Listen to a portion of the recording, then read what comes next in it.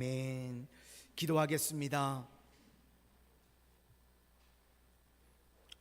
한 주간도 하나님의 거룩한 백성들 세상 가운데 날개 그늘 안에 품으시고 지키시고 보호하여 주셨다가 오늘 예배의 자리로 불러 모아 주신 것 진실로 감사를 드립니다. 한 주간 하나님께서 택하신 구별된 거룩한 백성들 세상에서 지치고 상한 심령으로 이 자리에 나왔을지라도 이 예배를 통하여서 주님께서 만나주심으로 위로받게 하시고 회복되어지게 하시고 일어나지는 은혜의 역사가 임하게 하여 주시옵소서. 그리하여서 예배의 자리에 나올 때는 지치고 상한 마음으로 왔을지라도 예배를 마치고 돌아가는 발걸음 가운데는 평안과 감사와 응답으로 돌아갈 수 있도록 역사하여 주시옵소서. 예수님 이름으로 기도드립니다. 아멘. 우리 옆에 분들과 한번 인사하시겠습니다. 성령 충만하십시오. 강하고 담대하십시오. 오늘은 구덩이가 끝이 아니다. 구덩이가 끝이 아니다 라는 제목으로 하나님의 말씀을 증거하도록 하겠습니다. 우리 인생은 크게 보면 하나님께서 내 인생을 이끌어 가시고 또 나를 위해서 일하고 계신다는 것을 믿어야 한다는 것입니다. 하나님께서 나를 위해서 일하고 계신다는 것을 믿는다면요, 맡기고 사는 것이 가능해집니다. 그래서 결과는 하나님께 맡기고 우리는 과정 가운데 충성하는 모습이 필요하다는 것입니다. 왜 많은 사람들이 힘들어하는가? 결과를요, 내가 통제하려고 하기 때문에 그렇다는 것입니다. 결과가 내가 원하는 결과를 나오게 하려고 하니까 문제가 되는 것입니다.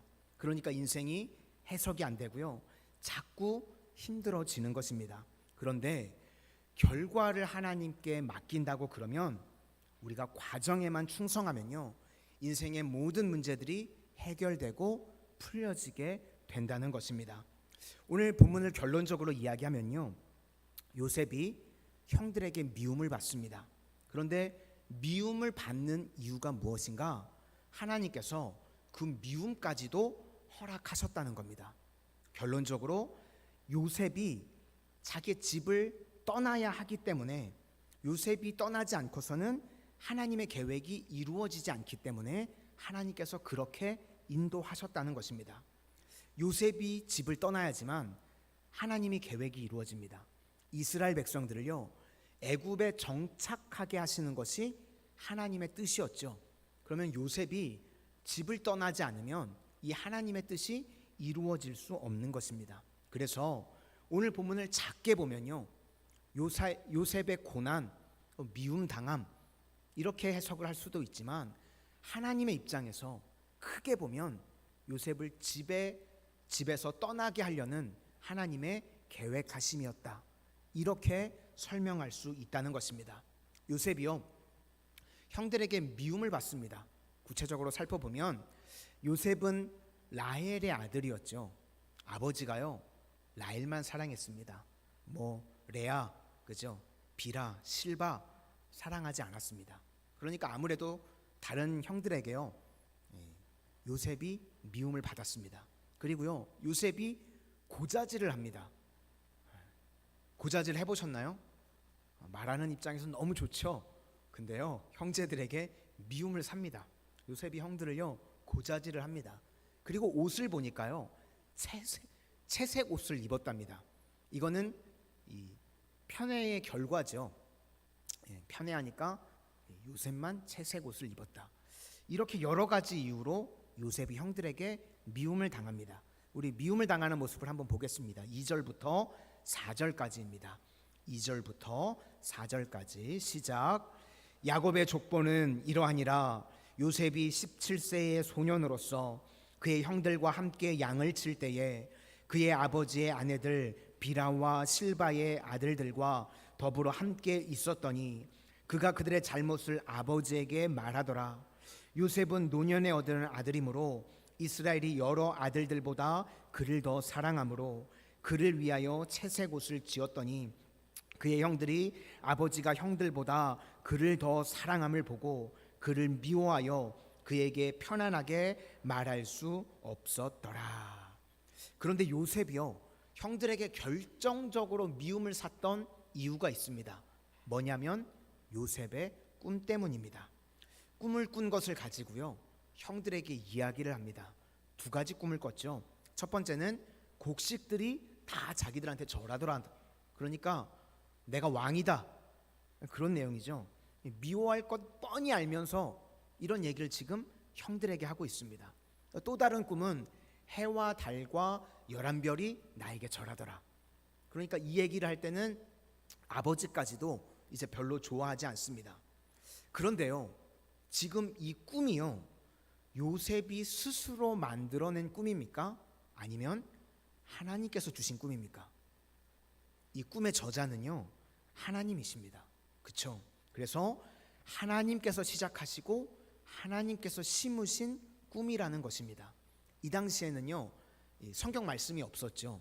그래서 지금 이 꿈이라는 것은 하나님께서 요셉에게 주신 말씀이다, 이렇게 받아들일 수 있는 겁니다. 그러니까 하나님의 말씀이 요셉의 마음 가운데 심겨지게 되었습니다. 지금 상황이요, 요셉이 바보가 아닌 이상 형들이 나를 미워하고 있다는 것을 모르진 않겠죠. 이걸 몰랐다면 정말 문제가 있는 사람이죠. 그죠? 그런데 미워하고 있는 걸 뻔히 아는데 꿈 이야기를 한다고 하면요, 더 미워한다는 걸 몰랐을까요? 알았을 겁니다. 그렇죠? 지금 이 꿈 이야기를 형들에게 얘기하면 더 싫어하고 더 미워할 거라는 것을 요셉도 알았습니다. 알았음에도 불구하고요, 계속해서 말을 합니다. 왜 그럴까요? 이것이 하나님의 말씀이기 때문에 그렇다는 것입니다. 5절을 한번 보시도록 하겠습니다. 5절입니다. 시작. 요셉이 꿈을 꾸고 자기 형들에게 말하매 그들이 그를 더욱 미워하였더라. 이렇게 말하면 미워한다는 거 다 알고 있습니다. 우리도 마찬가지죠. 우리 성도님들이요, 이 땅을 살아가는 동안 예수 믿는다는 거 말 안 하고요, 조용히 살아가면요, 욕 안 먹는다는 거 다 알고 계시죠? 다 알고 있습니다. 그렇죠? 그런데 굳이 예수 믿는다고 그러고 굳이 우리가 복음을 전하면 욕을 얻어 먹습니다. 그렇죠? 그러면 욕 안 먹으려고요, 복음 전하는 일 안 하시겠습니까? 하나님의 명령이라고 하면요, 그죠? 우리는 욕을 먹더라도 하나님의 명령을 따라야 되겠죠. 그래서 지금 요셉도 미워할 걸 뻔히 알고 있지만 하나님의 말씀을 형들에게 전하고 있는 것입니다. 우리는 많은 순간 결과를 예측하고 행동하려고 하는 경향들이 있습니다. 그런데요, 이 결과가 무엇인가? 내가 원하는 결과죠. 내가 원하는 결과가 나오면 행동하고, 내가 원하는 결과가 나오지 않으면 안 하겠다. 그럼 누가 주인이죠? 내가 주인이 되겠죠. 내가 다 판단하는 거죠. 그런데 결과는요, 주님의 것입니다. 우리 결과는 주님께 맡기고 우리는 주님께서 하라고 하시면 그냥 하는 것입니다. 그래서 결과는요, 내 생각과는 다릅니다. 결과는 하나님의 영역이라는 것입니다. 그래서 우리는요, 결과는 하나님께 맡기고 과정 가운데 충성하는 모습이 있어야 한다는 것입니다. 이것이 중요합니다. 요셉의 입장에서 살펴보면요, 꿈 이야기를 다 했습니다. 그럼 형들이 미워했을 거라는 게 예측이 됐겠죠. 여기까지는 요셉도 예측을 했을 겁니다. 그런데 그 다음에 어떤 일들이 벌어지죠? 노예로 팔려가고, 그리고 이후에는 애굽에서 구원의 큰 그릇으로 준비가 됩니다. 여기까지는요, 하나님께서 예측하신 결과입니다. 그렇죠? 요셉이 여기까지 알았을까요? 몰랐을 겁니다. 무슨 말입니까? 신앙이라고 하는 것은요, 과정을 믿는 것입니다. 그렇죠? 과정 가운데 주님과 동행하는 것입니다. 결과는 내가 원하는 결과가 나오면 하고, 내가 원하는 결과가 나오지 않으면 안 하겠다. 그거는요, 신앙이 아니라는 것입니다. 결과는 맡기고 과정에 충성하는 것, 그것이 바로 신앙이라는 것입니다. 결과는요, 내가 책임질 수 있는 것도 아니고요, 결과는 내가 조절할 수 있는 것도 아니고, 결과는요, 내가 예측할 수 있는 것도 아니라는 것입니다. 내 인생의 결과를요, 내가 압니까? 하나님께서 인도해 주시는 줄로 믿습니다. 하나님께서 결과를 주시지 결과를 내가 낳는 것이 아니라는 것입니다. 그러면 내가 할 일이 무엇인가? 맡겨진 주님과 동행하는 오늘 가운데요, 충성하는 모습이 있어야 된다는 겁니다. 사도행전 20장을 보니까요, 사도 바울이 밀레누에서 에베소 장로님들과 헤어지는 장면이 나옵니다. 그때 장로님들이요, 사도 바울을 말립니다. 기도도 해보고 듣는 얘기가 거기 가면 환난을 당하고 사도 바울이 죽을 수도 있다고 하니까 가지 말라고 말립니다. 그래서 사도행전 20장 22절 말씀에 성령에 매여 예루살렘으로 가는데 거기서 무슨 일을 당하는지 알지 못하노라. 오직 성령이 각 성에서 내게 증언하여 결박과 환난이 나를 기다린다 하시나. 이렇게 결박과 환난이 기다린다는 걸 사도 바울이 알았습니다. 그러나 그 다음에 어떠한 결과가 나올지 모르니까요, 그냥 맡기고 가는 겁니다. 그래서 사도행전 20장 24절에 유명한 고백을 사도 바울이 하죠. 내가 달려갈 길과 주 예수께 받은 사명, 곧 하나님의 은혜의 복음을 증언하는 일을 마치려 하면은 내 생명조차 조금도 귀한 것으로 여기지 아니하노라. 그러니까 지금 사도 바울이 과정 가운데 충성을 다 하겠다는 겁니다. 결국 환난과 박해가 있었지만요, 나중에 로마까지 가게 되는 일이 벌어집니다. 그래서 결과는 하나님께서 하시는 거지 사도 바울이 하는 게 아니라는 것입니다. 그러니까 우리 성도들이 가져야 할 태도는요, 결과는 하나님께 다 맡기는 겁니다. 그리고요, 주님과 동행하면서 우리는 과정에 충성하는 모습이 있어야 된다. 이것이 바로 과정의 믿음이라는 것입니다. 다니엘서 3장에도 보면요, 다니엘의 세 친구가 나옵니다. 신상에게 절을 하지 않으면 풀무불에 던져서 죽여버린다고 그러죠. 그때 그 친구들이 이렇게 이야기합니다. 하나님이 계신다면 우리를 맹렬히 타는 풀무불 가운데서 능히 건져내시겠고 왕의 손에서도 건져내시리이다. 그렇게 하지 아니하실지라도 왕이여, 우리가 왕의 신들을 섬기지도 아니하고 왕이 세우신 금신상에게 절하지도 아니할 줄을 아옵소서. 무슨 말입니까? 우리 결과는 주님께 다 맡겼다는 겁니까? 맡겼다는 겁니다. 풀무에 들어가든 어떻게 되든 결과는 주님께 맡겼다. 그랬더니 그 풀무불 가운데서요, 나오게 되었습니다. 그렇죠? 그러니까 우리가 할 일은요, 신앙이라고 하는 것은요, 과정에, 내게 맡겨진 과정 가운데 충성하는 모습이 있어야 된다는 것입니다. 하나님께서는요, 하나님의 목적을 이루시기 위해서 우리가 오늘 순종하는 모습이 있기를 원하십니다. 우리는요, 인생의 끝을 잘 모릅니다. 그런데 하나님께서는 미움조차도 사용하셔서 하나님의 목적을 이루신다는 것입니다. 그래서 오늘 요셉을 통해서 하나님의 놀라운 일을 이루어 주신 줄로 믿습니다. 우리는 내용을 다 알고 있지만 지금 요셉이 과정 가운데 있죠. 요셉이 이것을 다 알았을까요? 몰랐겠죠. 결과는 하나님께 맡기고 과정 가운데 충성했을 때 하나님의 놀라운 은혜의 역사가 임하게 되었다는 것입니다. 그러므로 우리 모든 성도님들도 내 인생의 결과는 하나님께 맡기실 수 있기를 바랍니다. 그리고 과정 가운데 충성하는 믿음의 백성들이 다 되시기를 주님의 이름으로 축원을 드립니다. 두 번째 단계입니다. 과정 가운데 있어서 충성을 하는 사람들에게 있어서 중요한 것이 무엇인가 하면 태도가 중요하다는 것입니다. 이제 형들이요, 양을 치러 세겜으로 갔습니다. 그렇죠? 이 세겜은요, 야곱 가정에 있어서 안 좋은 추억이 있는 장소입니다.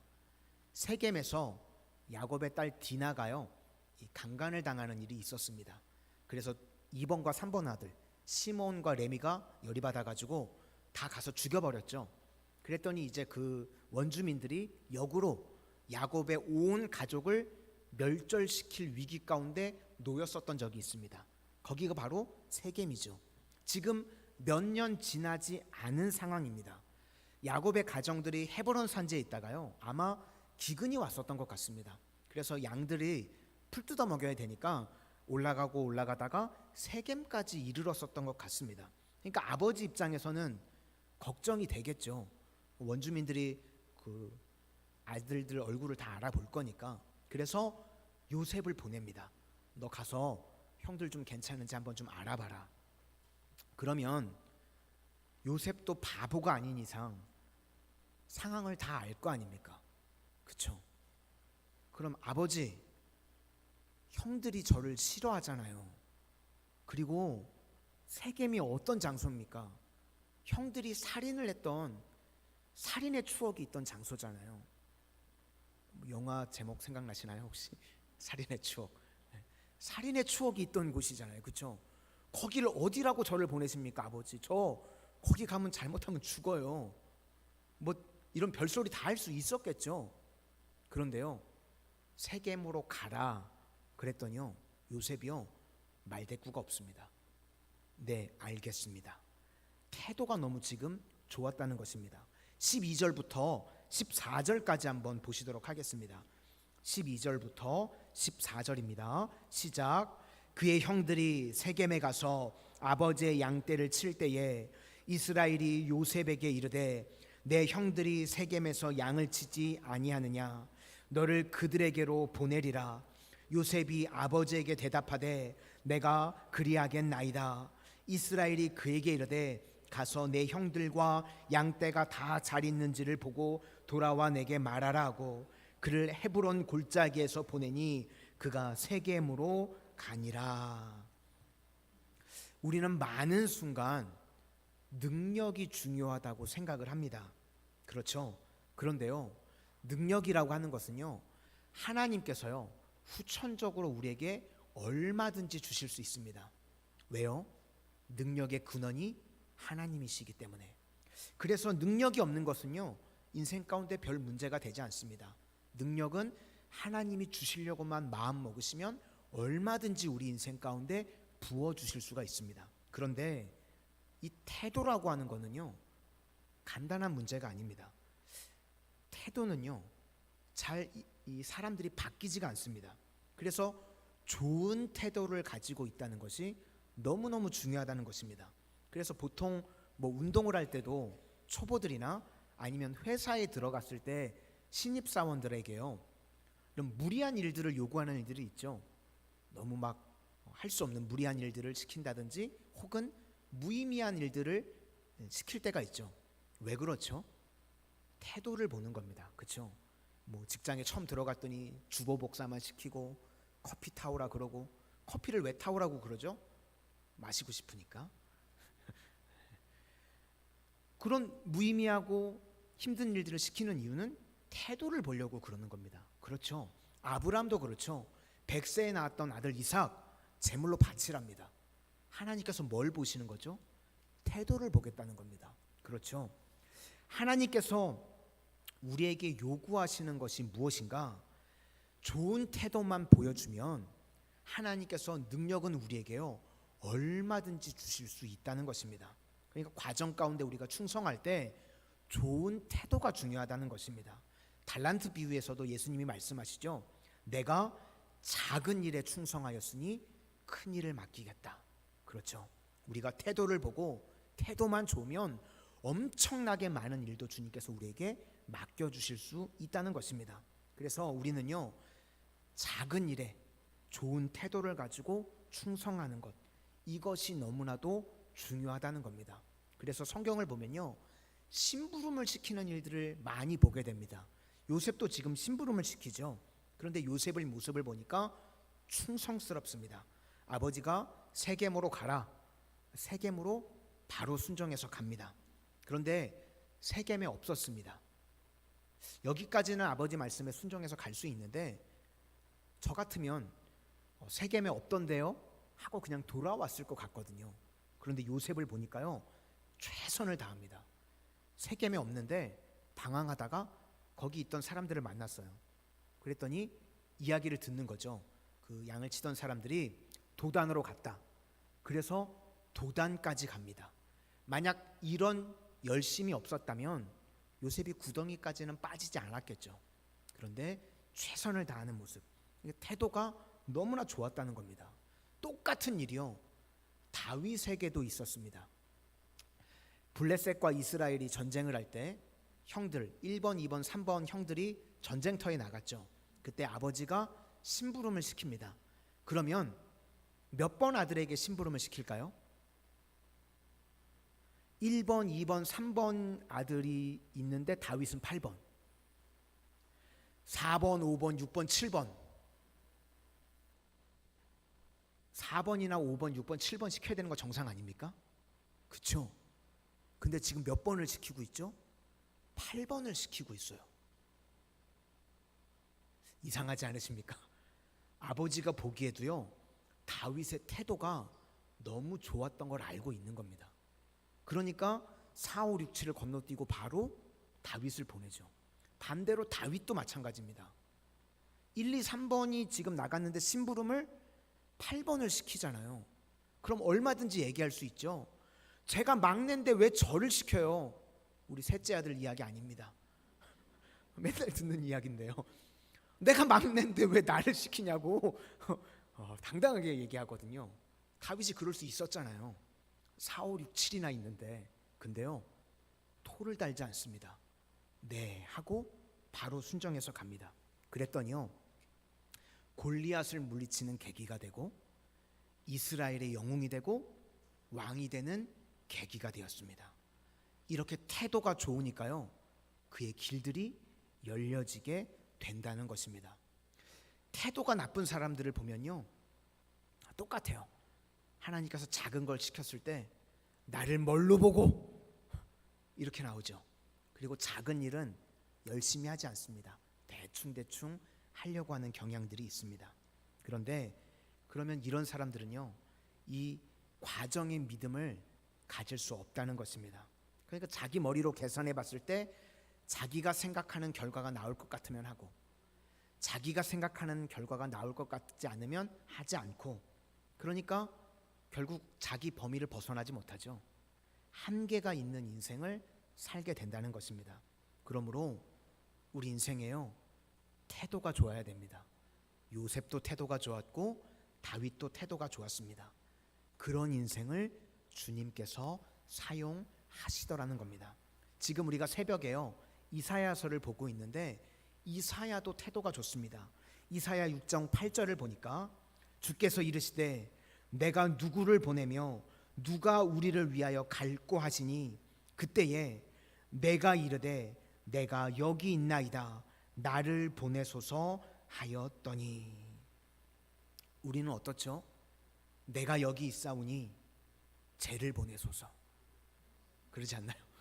하나님, 내가 여기 있는데 내 옆에를 보내십시오. 혹 이러진 않습니까?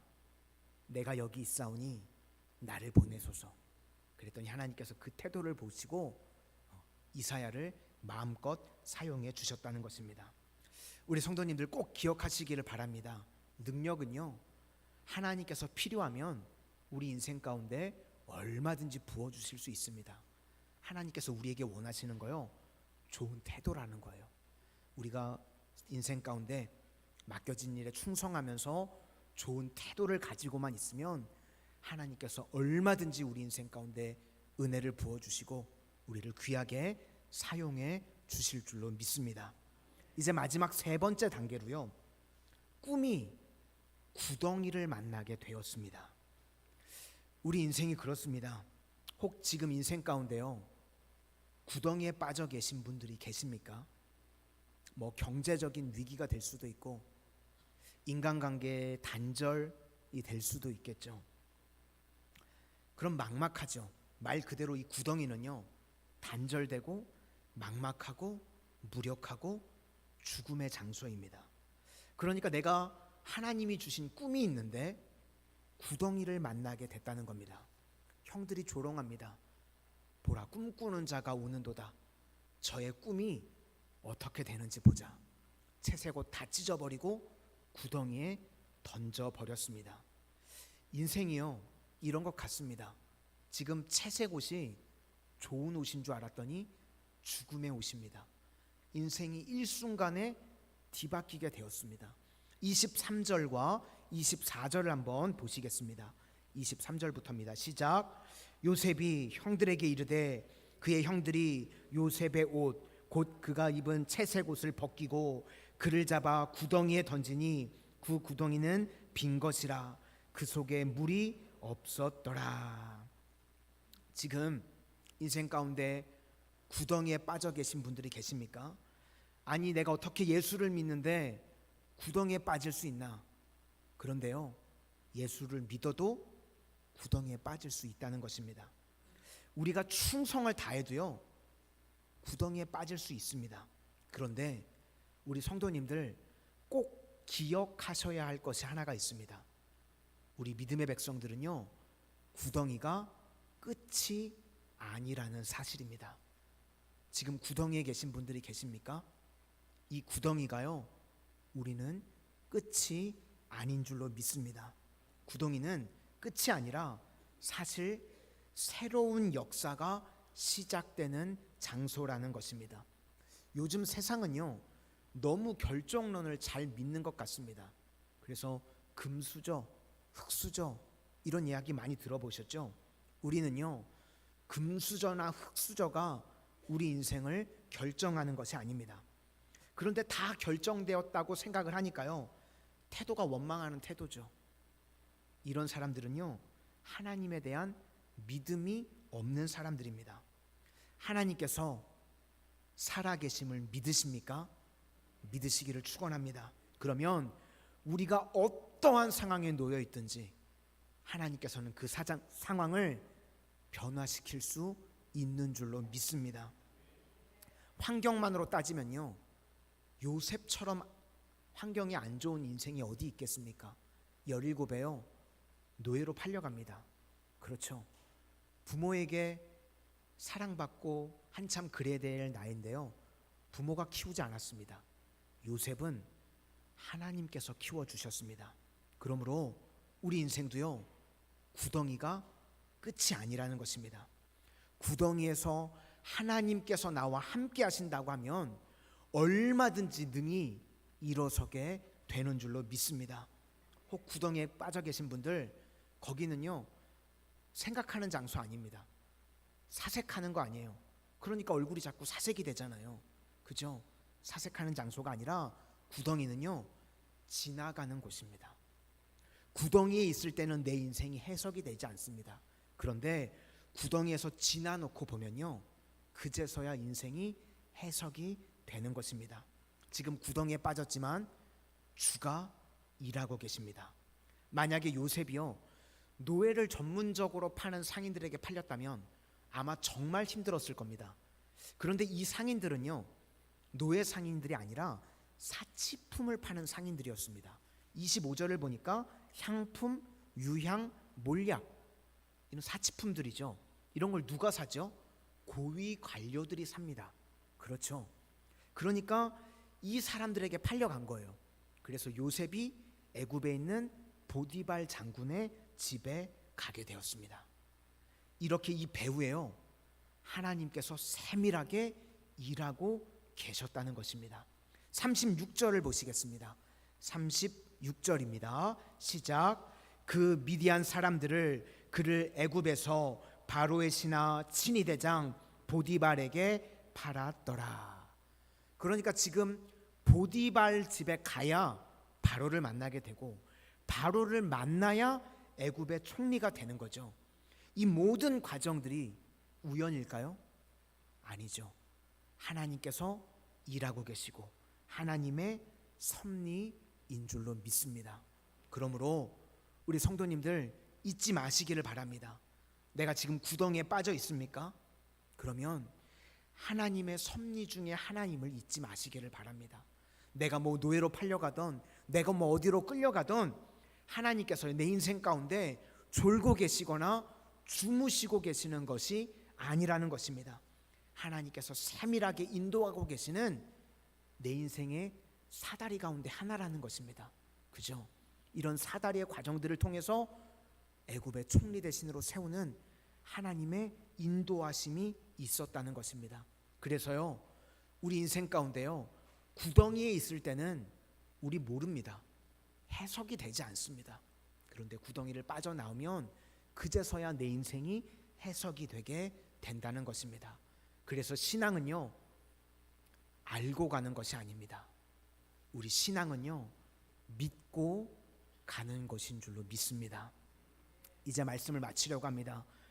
오늘 본문을 통해서 우리 성도님들, 우리 인생을요, 크게 보실 수 있기를 바랍니다. 하나님께서 나를 사랑하고 계심을 믿으십니까?